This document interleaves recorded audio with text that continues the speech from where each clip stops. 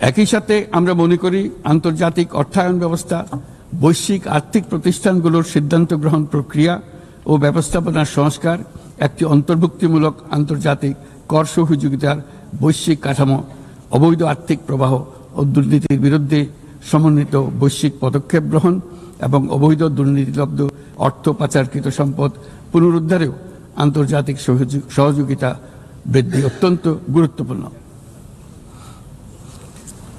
মাননীয় সভাপতি, দেশের পাচার হওয়া অবৈধ সম্পদ পুনরুদ্ধার করা বর্তমানে আমাদের অন্যতম শীর্ষ অগ্রাধিকার। গত 15 বছরের দুর্নীতির মাধ্যমে শত শত কোটি ডলার অবৈধভাবে বিদেশে পাচার করা হয়েছে।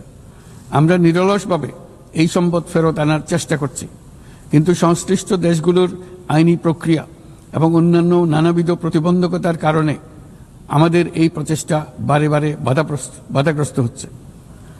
সংশ্লিষ্ট দেশগুলোর দৃঢ় সদিচ্ছা ছাড়া আমরা পাচার হওয়া অবৈধ সম্পদ পুনরুদ্ধারে সফল হতে পারছি না।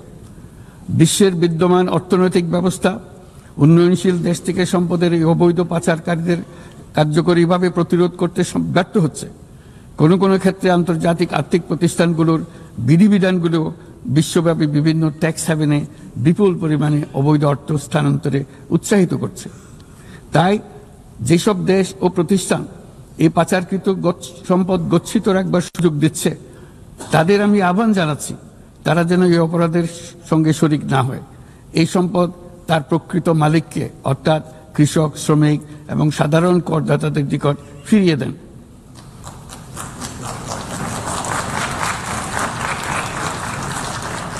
আমি উন্নয়নশীল দেশ হতে সম্পদ পাচার রোধে কঠোর আন্তর্জাতিক বিধিবিধান প্রণয়ন এবং এর প্রয়োগ নিশ্চিতের প্রস্তাব করছি।